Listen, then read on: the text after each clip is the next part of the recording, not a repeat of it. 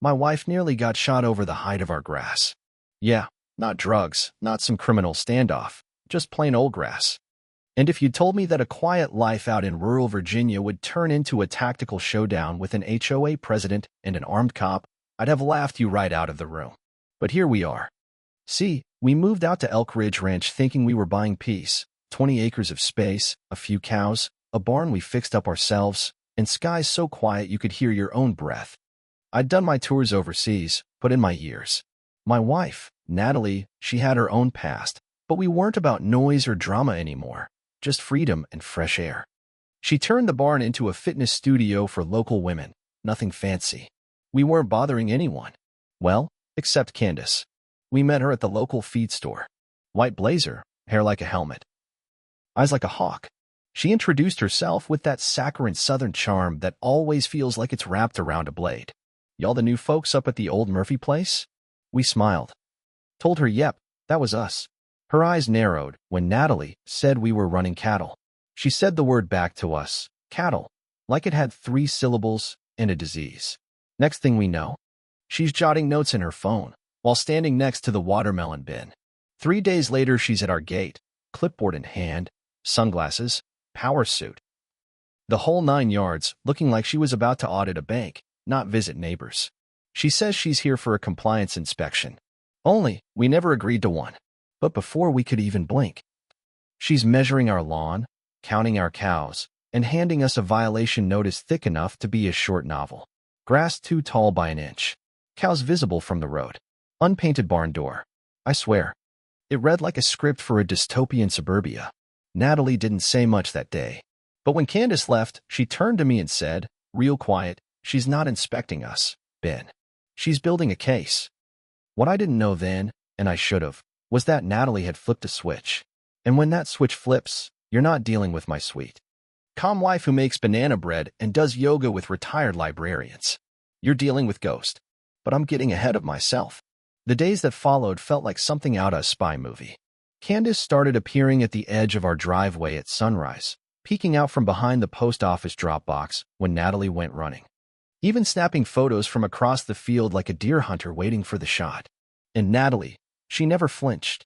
She watched, she documented, she printed out HOA bylaws, city ordinances, and started organizing everything with the precision of someone who's fought bigger wars than petty suburban ones. I'd come home from checking fence lines and she'd be at the kitchen table. Files fanned out like a lawyer prepping for a deposition. Then came the kicker. Natalie found a tiny, folded newspaper clipping buried in our mailbox. No note.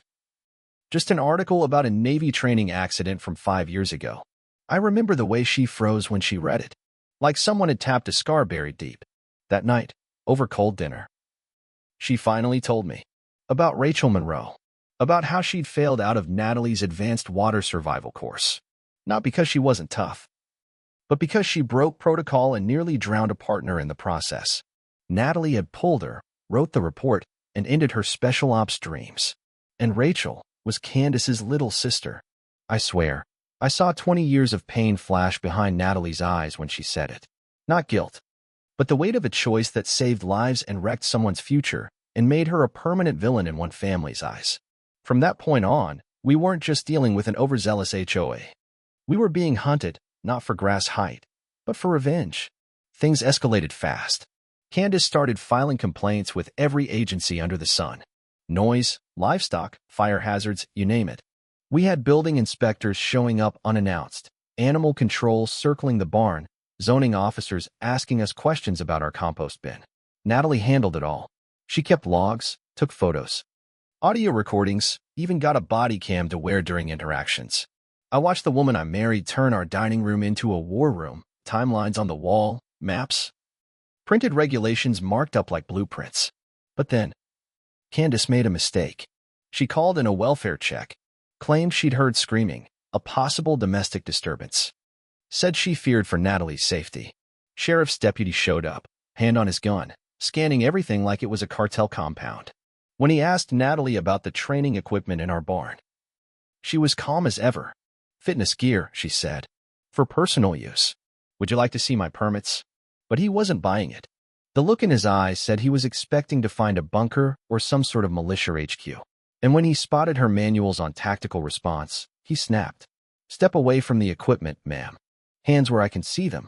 And that's when Ghost came out. Natalie didn't flinch.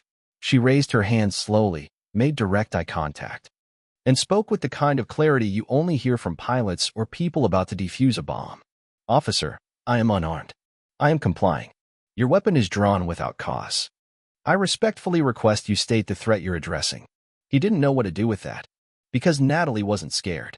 She wasn't aggressive. She was just in control. After the deputy left, tail between his legs and everything on camera, Natalie turned to me and said, "She wants to ruin us legally. That means it's time I ruin her truthfully." What followed was the most surgical takedown I've ever witnessed. Natalie compiled a report so detailed it made the IRS look sloppy. Every false claim, every photograph, every witness, all cross-referenced and indexed. She sent it all to the HOA board, county clerk, sheriff's department, and, just for fun, the local news. Then, Candace tried to strike back with a restraining order. Showed up in court with crocodile tears and claims we'd been stalking her. What she didn't expect was Natalie showing up with recordings of her saying, "I found her. The one who ruined Rachel. Now I'll ruin her." The judge didn't even deliberate. Candace's order got tossed. Ours got approved. She was banned from approaching our property or contacting us in any form. The HOA removed her the next week. And just like that, it was over.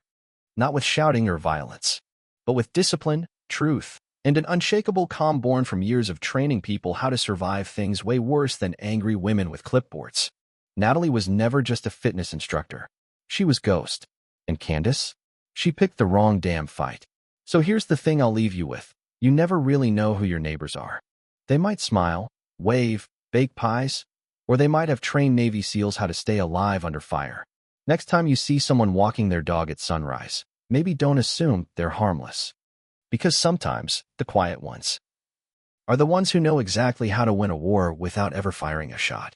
Now tell me, if this was you, would you have stayed quiet? Or would you have fought back? Drop your take in the comments below. I want to hear what you'd do when the grass gets too tall and the HOA comes knocking with a tape measure and a grudge.